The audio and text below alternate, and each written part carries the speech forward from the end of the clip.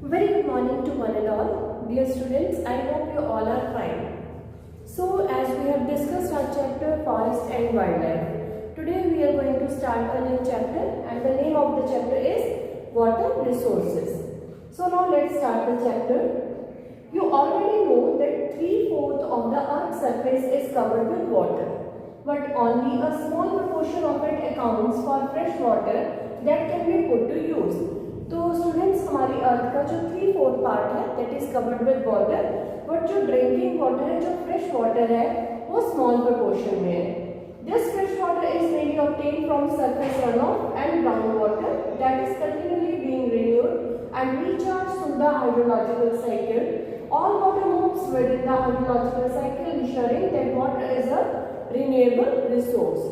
So first of all you have to know that water is a renewable resource. Okay, तो water हमें reverse के through मिलता है. Fresh water जो है या ग्राउंड वाटर है वो हमें मिलता है ड्रिंकिंग के यूज के लिए. So you might wonder that if 3/4 of the world is covered with water and water is a renewable resource, then how is it that countries and regions around the globe suffer from water scarcity? तो means water जो है ये कह रहे हैं कि इतना हमारा 3/4 अर्थ का जो पार्ट है वो वाटर से कवर्ड है और उसके साथ साथ वाटर जो है वो एक रिन्यूएबल रिसोर्स है, फिर भी वाटर की शॉर्टेज क्यों है? What is the reason? Why is it predicted that by 2025 nearly 2 billion people will live in absolute water scarcity? तो ये क्यों कह रहे हैं इतने ज्यादा बर्डन्स में हमारे पास वाटर है कि 2025 तक एटलीस्ट 2 बिलियन पीपल जो है वो वाटर की शॉर्टेज को फेस करने वाले हैं. Now first let's see what is water scarcity, है क्या water shortage, and the need for water conservation and management. Means why we should conserve the water and properly manage it. Given the abundance and renewability of water, it is difficult to imagine that we may suffer from water scarcity. तो पानी की shortage जो है वो हमें आएगी. ये कह रहे हैं कि ये इतना एबंडेंस में हमारे पास वाटर है, ये चीज तो हम सोच भी नहीं सकते हैं. The moment we speak of water shortages, so मतलब जब हम बात करें वाटर शॉर्टेज की, we immediately associated with regions having low rainfall और those that are drought prone. We instantaneously visualize the deserts of Rajasthan and women balancing many matkas, urban pots, and used for collecting and storing water and traveling long distances to get water. तो obviously जब water shortage की बात होती है तो कौन सा area हमारे माइंड में आता है? जो डेजर्ट एरिया है ना. तो उसके बारे में हम सोचते हैं राजस्थान का एरिया है कि विमेन एक के ऊपर एक मटका, आप लोगों ने देखा होगा सम मूवीज और you have seen in TV also कि मटका अपने सिर पे 2, 3, 4 रखते हैं और उसको लॉन्ग डिस्टेंस से भर के ट्रेवल करते हैं वाटर के लिए. The availability of water resource varies over space and time mainly due to the variation in seasonal and annual precipitation. तो ये रेन पे भी डिपेंड करता है पानी की shortage, but water scarcity in most cases is caused by over exploitation, excessive use and unequal access of water. तो here are some main reasons of water shortage. कौन से reasons हैं? Over exploitation, excessive use and unequal access of water among different social groups. और हम लोग over exploitation कर देते हैं, जितना पानी हमें नीड नहीं है उसको हम वेस्ट कर रहे हैं, है ना, और एक्सेसिव यूज कर रहे हैं. अनइक्वल एक्सेस है, किसी के पास तो बहुत ज्यादा वाटर की अवेलेबिलिटी है और कहीं पे वाटर अवेलेबल नहीं है. Where is the water scarcity likely to occur? As you have read in the hydrological cycle, fresh water can be obtained directly from precipitation, surface runoff and ground water. तो आपको पता है कि हमें जो fresh water है वो कहाँ से मिलता है? प्रेसिपिटेशन, रेन की कोई भी फॉर्म हो, ग्राउंड्स में जो रिवर्स है और जो ग्राउंड वाटर है उन वहां से हमें जो फ्रेश वाटर मिलता है. Is it possible that an area or region may have ample water resources but is still facing water scarcity? कि बहुत सारे रिसोर्सेज हैं लोगों के पास पर फिर भी वो वाटर स्कैर्सिटी को फेस कर रहे हैं, वाटर की शॉर्टेज को फेस कर रहे हैं. Many of our cities are such examples. कौन सी एग्जाम्पल्स हैं? Water scarcity may be an outcome of large and growing population and consequent greater demands for water. अब देखिए वाटर स्कैर्सिटी कहाँ होती है? Outcome means result. किस चीज का? ग्रोइंग पॉपुलेशन का. पॉपुलेशन बहुत ज्यादा ग्रो कर रही है, that is also one reason. And consequent, अब देखिए पॉपुलेशन बढ़ी तो ऑब्वियसली उनकी डिमांड्स भी इंक्रीज होंगी. तो अनइक्वल एक्सेस है लोगों के पास. Large population requires more water.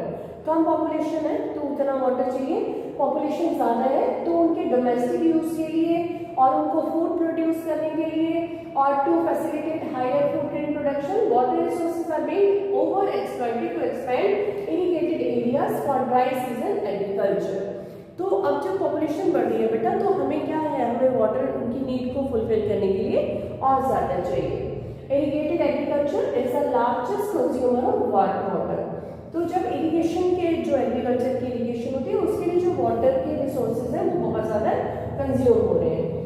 Now it is needed to revolutionize agriculture through developing drought-resistant crops and dry farming techniques. You may have seen in many television advertisements that most farmers have their mostly आप लोग देखते होंगे जो बड़े बड़े farm house हैं या जो किसान हैं उनके पास अपने ट्यूबवेल्स हैं, अपने वेल्स हैं, वो अपने जो एग्रीकल्चर को इरिगेशन के लिए यूज करते हैं।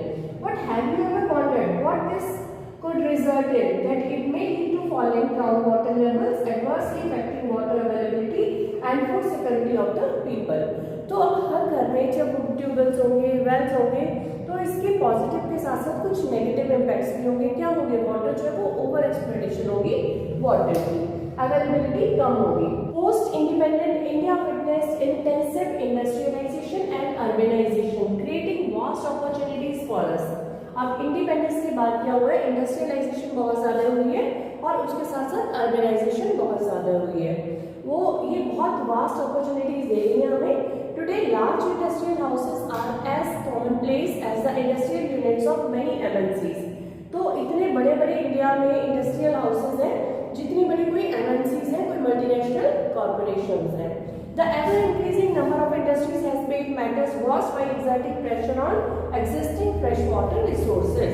अब इतनी ज़्यादा इंडस्ट्रीज जब इंक्रीज हो रही है, इतनी इंडस्ट्रीज होने के कारण जो फ्रेश वाटर है उसके लेवल के ऊपर इसका इम्पैक्ट पड़ रहा है। Industries, apart from being heavy users of water, also require power to run them. अब इंडस्ट्रीज जो है वो हैवी यूजर है वाटर की, बहुत ज़्यादा वाटर यूज होता है। उसके अलावा जो पावर है, जो मशीन्स चलती हैं उसके लिए भी इलेक्ट्रिसिटी चाहिए, पावर चाहिए। तो much of this energy comes from hydro electric power. तो ये जो हाइड्रो इलेक्ट्रिक पावर है, जो पानी से जो बिजली बनती है उससे ये बहुत ज़्यादा एनर्जी आती है।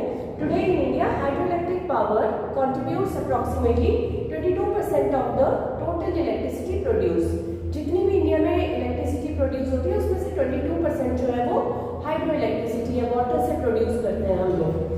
Moreover, multiplying urban centers with large and dense population and urban lifestyles have not only added to water and energy requirements but have further aggravated the problem. उसके अलावा जो अर्बन सेंटर्स ओपन हो रहे हैं, dense population है, लोगों का urban lifestyle है, तो उससे भी और ज़्यादा जो वाटर है, जो एनर्जी है, उसकी रिक्वायरमेंट्स वो बहुत ज़्यादा इंक्रीज होंगे। So far we have focused on the quantitative aspects of water scarcity. Now let us consider another situation where water is sufficiently available to meet the needs of the people. The area still suffer from water scarcity. तो क्या कह रहे हैं कि water की quantity तो बहुत ज़्यादा है पर फिर भी वहाँ पे हम लोग शॉर्टेज फील कर रहे हैं वाटर की। रीज़न क्या है? Reason is bad quality of water. पानी की जो क्वालिटी है वो बहुत ज़्यादा खराब है। Lately, there has been a growing concern that even if there is ample water to meet the needs of the people, much of it may be polluted. क्यों बैड क्वालिटी क्यों है पानी की? क्योंकि ये जो वाटर है this is polluted by domestic and industrial waste, chemical, pesticides, fertilisers used in agriculture, making it hazardous for human use. तो ये जो पोल्यूटेड वाटर है, डोमेस्टिक यूज का केमिकल्स डल रहे हैं उसमें, इंडस्ट्रीज का वेस्ट भी उसमें जा रहा है, तो ये सारे रीजंस हैं कि ये जो वाटर है ये हमारे लिए, इसमें टॉक्सिक जो एलिमेंट्स आते हैं तो डेंजरस है हमारे लिए। हम लोग इसे पीना जो इसके लिए हमारे लिए, तो ये हमारे पीने के लायक नहीं है। India's rivers, especially the smaller ones, have all turned into toxic streams. तो इंडिया की जो मेन रिवर्स है ना बेटा वो टॉक्सिक हो चुकी हैं। And even the big one like the Ganga and the Yamuna are far from being pure. Even की गंगा और यमुना में भी क्या हो रहा है, ये जो इंडस्ट्रियल वेस्ट इसको डाल रहे हैं। The assault on India's rivers from population growth, agricultural modernization, urbanization, industrialization is enormous and growing by the day. The entire life stands threatened.